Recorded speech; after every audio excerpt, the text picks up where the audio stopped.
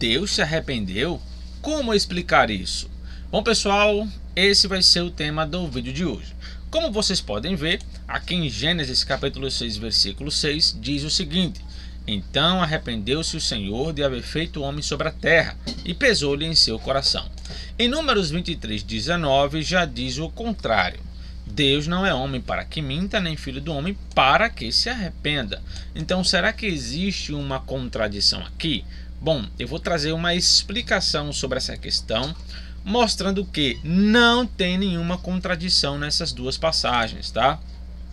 E o que acontece? Nos dois vídeos passados que eu fiz, falando sobre contradições, muitas pessoas não assistiram o vídeo e acharam que eu estava defendendo contradições, quando na verdade eu estava defendendo o contrário, Eu estava explicando os textos e não falando que tinha contradições. Só que como brasileiro geralmente é preguiçoso, não assiste nada e já quer comentar as coisas, nem entende o que está sendo tratado e já vai comentar besteira, então muitas pessoas comentaram como se eu estivesse falando que a Bíblia tem contradição, Extremamente lamentável a pessoa não assistir um vídeo de 10 minutos. Ela tem que ser muito assim, o cúmulo da ansiedade, não consegue, É impressionante. Então, nesse vídeo aqui eu vou trazer uma explicação que foi a pedido de um inscrito aqui do canal, que falou, faz um vídeo sobre isso aí e tal, Então eu digo, tá bom, eu vou fazer. Vai ser o próximo e aqui estou eu, beleza? Mas antes que eu comece a comentar, peço que você se inscreva aqui neste canal se você não é inscrito, deixe o seu like e compartilhe se você puder e quiser. Caso você tenha interesse de fazer um curso de grego do Novo Testamento, aqui está o meu contato, certo? Esse aqui é o contato do WhatsApp e aqui está a página do meu Instagram. Você pode seguir aí essa página, o link está aqui na descrição, certo? O meu curso vai do nível básico ao nível avançado e também temos um curso de hebraico que está aqui na parte de membros deste canal, nível 2. Então quando você clica você tem nível 1, 2 e 3. Nesse nível 2, que é apenas R$20 mensais, é onde está o curso de hebraico, beleza? Ele vai do nível básico ao nível avançado também, tá? Então é isso aí. Também tenho uma matéria de crítica textual do Novo Testamento. Caso você tenha interesse de adquirir, é só falar comigo, certo? Então é isso aí, vamos lá para o tema. Bom, pessoal, nesse vídeo eu vou tratar com vocês algumas coisas importantes aqui, tá? Vamos falar sobre a tradução e vamos falar sobre algumas outras questões que são importantes com a gente trabalha aí o assunto do antropopatismo, antropomorfismo e também do teísmo aberto, certo? O que acontece? Quando a gente vai falar sobre tradução, a gente tem que compreender algumas coisas, Qual é o sentido daquela expressão, tá? E em cada contexto diferente, aquela expressão ela pode variar de sentido. Então veja aqui, por exemplo, vou mostrar para vocês aqui, ó, o dicionário de hebraico. Aqui é a palavra, tá? Que vamos analisar. Essa é a palavra aqui, ó, que é o vainachem. Vainachem é a palavra arrependeu-se. Veja qual é o conceito dessa palavra. Aqui eu estou com o dicionário de hebraico do Luiz Alonso Schockel, que é essa obra aqui, ó. É até um dicionário grosso, Esse dicionário, essa imagem aí é dele. Ele vai dizer aí o seguinte, ó: significa uma mudança de sentimento ou atitude em relação a uma ação ou atitude. Perceba essa primeira parte aqui. Ele está falando que essa palavra ela tem uma ideia de quê? De mudança de sentimento ou atitude em relação a uma ação ou atitude relacionada a outra pessoa. Então, por exemplo, quando Deus ele chega lá na parte de Jeremias capítulo 18, eu vou mostrar aqui o texto, aqui está o texto, Olha o que Deus fala, Ele fala assim: e aquela nação contra a qual eu falar se converter da sua maldade, também eu me arrependerei do mal que planejava fazer-lhe. Então veja, Deus ele está dando aqui o que? Uma condição, certo? Ele está falando, olha, se alguma nação que eu falar que vou destruí-la, ela se arrepender, eu não vou destruir mais, porque houve um arrependimento, né, daquela nação. Então Deus, ele muda de atitude, né, porque isso aí é uma forma de fazer o outro mudar, né, diz, olha, ou você faz isso aqui ou você morre, né? E aí Deus diz aqui no versículo 10: e esta nação fizer o mal diante dos meus olhos, não dando ouvido à minha voz, então me arrependerei do bem que planejava fazer. Ou seja, Deus está falando o quê? De uma condição: se vocês se arrependerem, eu não vou fazer nada, mas se vocês não se arrependerem, eu vou destruir vocês. Isso acontece onde? Vocês lembram? Lá no livro de Jonas, quando Deus mandou Jonas pregar em Nínive, né? Falando ali, capítulo 3, versículo 1 a versículo 5 ali, Jonas, ele entrou falando o que? Se vocês não se arrependerem, Deus vai destruir, certo? Só que quando você chega aqui no versículo de número 10, o que você tem? E Deus viu que o que eles fizeram, como se converteram do seu mau caminho, então arrependeu-se do castigo que lhes enviaria e não o executou. Ou seja, Deus mandou Jonas pregar, Jonas chegou lá falando que a cidade seria destruída, o povo se converteu, então Deus, o que ele faz? Ele não vai mais destruir, porque houve arrependimento, e foi exatamente isso que ele falou lá em Jeremias.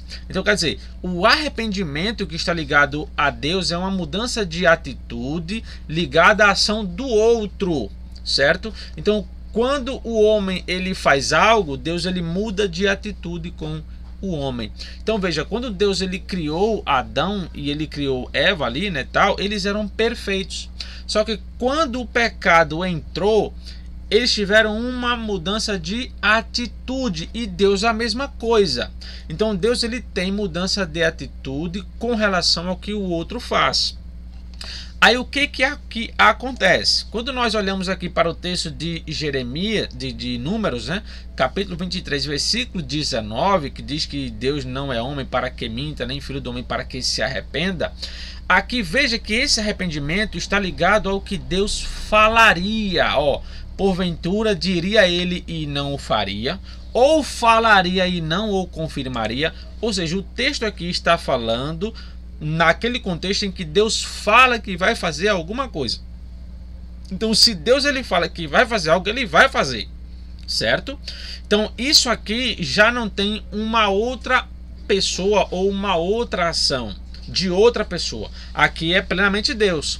Então quando você está dentro desse contexto, Deus ele não se arrepende, ele não muda de direção. Agora, quando está ligado a um outro contexto de uma condicional, que Deus coloca uma condicional, aí sim Deus ele muda de direção, é mudança de direcionamento, certo?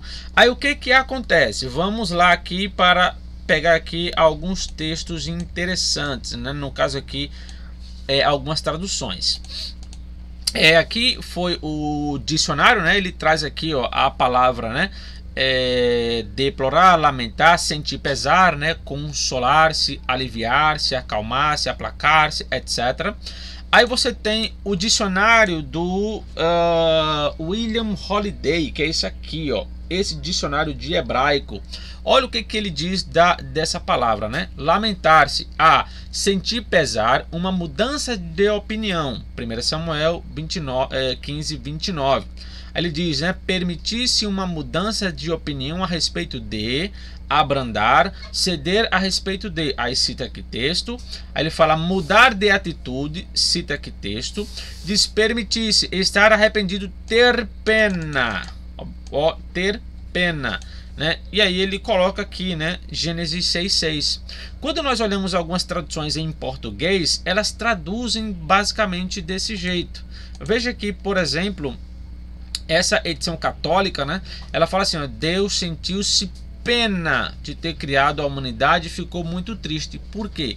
Porque quando Deus cria a humanidade, ele cria a humanidade perfeita. Só que ao escolher o pecado, essa humanidade ela se afasta de Deus.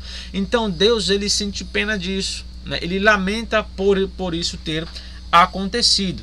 Veja que a King James, que é essa aqui, ó, diz que Deus entristeceu-se muito por haver criado os seres humanos sobre a terra. Por quê? Porque houve uma mudança de direcionamento. E essa mudança de direcionamento feriu profundamente seu coração. É óbvio que isso aqui é uma figura de linguagem, né? Deus não tem um coração lá no céu, ele é espírito, né? Então aqui está falando de que? Da reprovação de Deus, certo? Então, quando nós olhamos essa questão, né, de entristecimento, de lamentação, o arrependimento ele traz exatamente isso, né? Quando você se arrepende de algo, você se entristece, né? Você lamenta, né? Então, talvez nesse texto seja melhor traduzir por entristecer ou lamentar-se. Por quê? Porque está dentro de um contexto em que na frase seguinte está falando de sentimento que feriu profundamente o seu coração, certo? E quando você pega o dicionário do Luiz Alonso Schockel, esse aqui, ó, aqui abaixo, olha o que ele diz aqui, ó. Vou tirar aqui, ó. Ele pega aqui Gênesis 6:6 e ele diz que essa palavra aqui, ela seria igual ao El Libor. El Libor, pessoal, é isso aqui, ó. Essa parte final aqui, ó. El Libor, né? Que é ali o seu coração, né? Que pesou-lhe em seu coração. Ou seja, ele está falando que o termo hebraico de arrependimento é a mesma coisa que pesar-lhe o seu coração. Ou seja, está ligado a um sentimento, certo? Só que aí entra um problema, tá? Veja que essa questão não está plenamente resolvida. Temos aqui um problema. E Deus, ele sente tristeza como nós? É aqui onde entra a questão do antropopatismo e antropomorfismo. Vamos falar primeiro do antropomorfismo, né? O que é o antropomorfismo? Essa expressão aqui, o antropo, quando fala que é antropo, é uma palavra grega, né? Que significa homem. E morfismo vem de morfê, que é forma, ou seja, forma de homem. É quando o texto bíblico ele atribui a forma humana para Deus. Tipo, Deus tem mão, cabelo, dedo, ele tem olhos, boca, nariz, perna, mão, ele levanta, ele senta, ou seja, todas essas características que são nossas, né, de nós humanos, o texto bíblico ele também atribui a Deus. Então isso é chamado de antropomorfismo, tá? Só que entende-se que essas expressões de mão, tal, são apenas figuras de linguagem para que Deus seja comunicado numa linguagem humana, certo? Aí você tem também o antropopatismo. Antropo, que é homem, e patismo, que tem a ver com as emoções, né? Ou seja, antropopatismo quer dizer o quê? Que as emoções humanas são atribuídas a Deus. Então Deus ele fica triste, ele fica alegre, ele ama, ele odeia, ele tem raiva, ele se ira, enfim, trata-se das emoções humanas para Deus. E aí é onde entra a questão do teísmo e o teísmo aberto. Por quê? O teísmo, ele entende, né, que Deus ele existe, ele é infinito, ele não é limitado, ele conhece todas as coisas, ou seja, ele conhece tudo. Então, se ele conhece tudo, como que ele pode ficar triste se ele já sabe que aquilo vai acontecer, né? Então, o que se explica? Entende-se que quando diz que Deus ele ficou triste ou ele se arrependeu, é apenas uma figura de linguagem para dizer que Deus ele reprova aquilo ali, não que ele ficou triste literalmente. Imagine, né? Uma pessoa que está sendo ali estuprada e Deus ele está vendo aquilo. Só que ao mesmo tempo ele está vendo uma pessoa fazendo o bem. Ele fica triste ou ele fica feliz?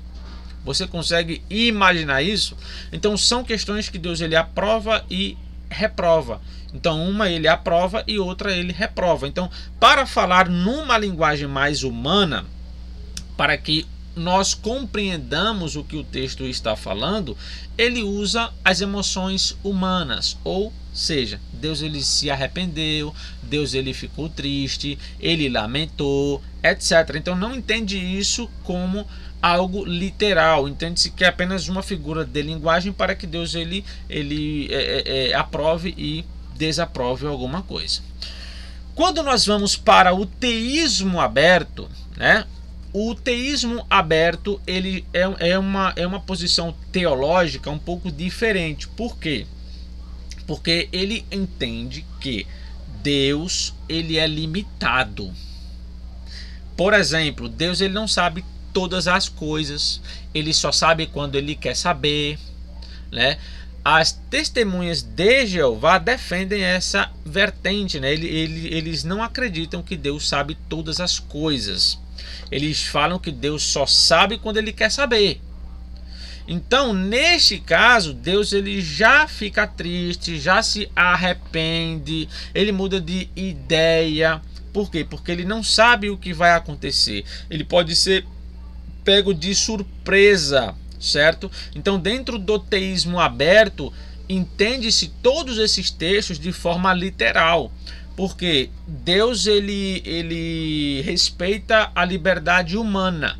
Se ele respeita a liberdade humana, então ele não pode interferir, certo? Então ele decidiu não saber o que a humanidade vai fazer.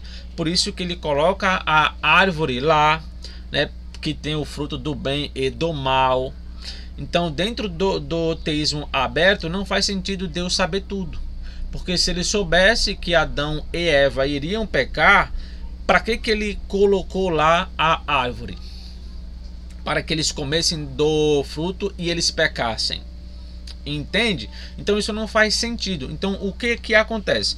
Quando nós olhamos esse texto do ponto de vista do teísmo aberto, isso aqui é literal. Deus ele se entristece sim, ele lamenta sim, ele sente tristeza sim, tá? Porque ele não sabia que o homem iria fazer isso. Então ele foi pego de surpresa. E é exatamente essa surpresa que faz você se entristecer, né? Então, dentro da perspectiva do teísmo aberto, tá tudo certo, tá? Deus ele lamenta sim, ele fica triste sim. E dentro da outra perspectiva, não, isso aqui não é literal. Deus não se arrepende literalmente, ou se entristece literalmente, ou lamenta literalmente. Isso é apenas uma forma de linguagem para dizer que ele reprova aquilo ali e que ele não aceita aquilo, porque ele é santo puro, ele não se mistura com algo que não é santo e puro. Entende? Então, olhando o texto dessas duas perspectivas, você pode compreender esse texto de duas formas, tá? Que esse arrependimento tem a ver com algo que Deus ele de fato lamentou, que ele se entristeceu, ou você pode compreender isso como apenas uma figura de linguagem, certo? Mas a questão em si, ela é resolvida pela própria palavra, né? Que é uma mudança de atitude em relação, né, a uma outra atitude, certo? Como eu mostrei aqui textos onde mostra claramente que Deus ele diz, né? Olha, eu vou fazer isso se vocês não fizerem aquilo. Então ele coloca uma ideia condicional, certo? Então quando você pega o texto de Gênesis, esse arrependimento ele está ligado a uma outra ação, que foi a ação do homem, certo?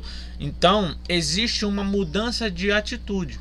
Em números não tem nada aqui, não está nada relacionado a outra pessoa ou a uma outra ação. Aqui está relacionado simplesmente à sua vontade. Se Deus quiser fazer algo, ele faz e não se arrepende daquilo, né? Então é basicamente isso, certo, pessoal? Espero que vocês tenham compreendido aí e espero ter ajudado vocês com mais um conteúdo. Beleza? Que Deus abençoe a todos e até o próximo vídeo.